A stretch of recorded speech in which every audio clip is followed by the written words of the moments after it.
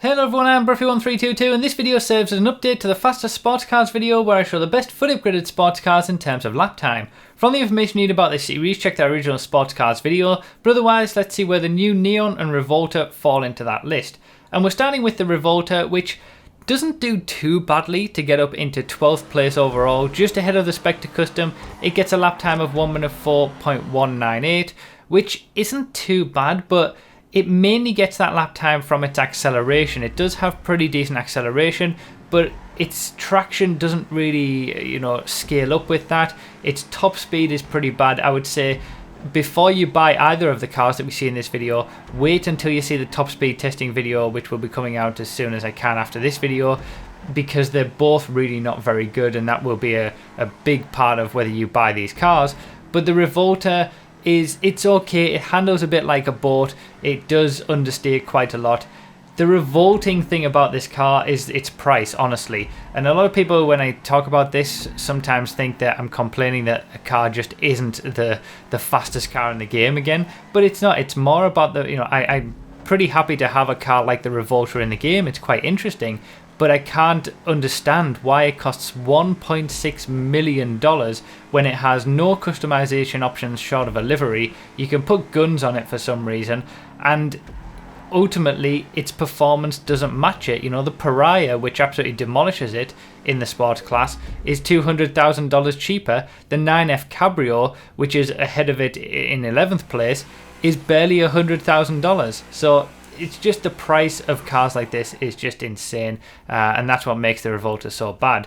Now the Neon also has a high price tag of $1.5 million, but it has a bit more performance to back it up, falling in 4th place overall for the sports cars class, just ahead of the Jester race car. It gets a lap time of 1 minute 3.298, which is pretty decent. Now if the Pariah didn't exist, the Neon would be very, very competitive. But because we got the Pariah, which demolishes everything, both in terms of top speed and lap time, and brings supercar levels of lap time to the sports class, the Neon isn't really going to be able to do anything apart from on very particular tracks where it's all about acceleration. Obviously, with the Neon being an electric vehicle, it is all about acceleration. It has extremely good acceleration, but again, its top speed is very much lacking. So that's why I say, you should wait until the top speed testing video to get the full story. But around a track like this, it does get a very good lap time. It comes up into 4th place overall. But again, it's that whole idea of, is it really worth $1.5 million when the Pariah is much quicker than it and a little bit cheaper? And also in 3rd place, we have the Revolter, which again is just over $100,000 to buy, but is quicker than it. So, that's the only thing when it comes to these new breed of sports cars that we're seeing, where their prices are just so highly inflated that you can't justify buying them over, say for example, the Pariah or a car like the Revolter, which gets pretty much the same lap time as the Neon but is much cheaper. So the Neon is an interesting vehicle.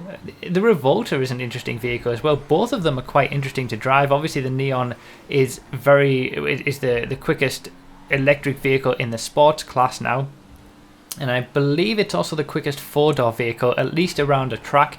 But obviously in terms of top speed, that's still the Shafter V12. But it's just that the prices of these don't justify their performance. And as we're seeing from the comparison here to the Pariah just drives away from the Neon, and obviously it would drive away from the Revolter as well, which is even further down the order, and it is cheaper than them.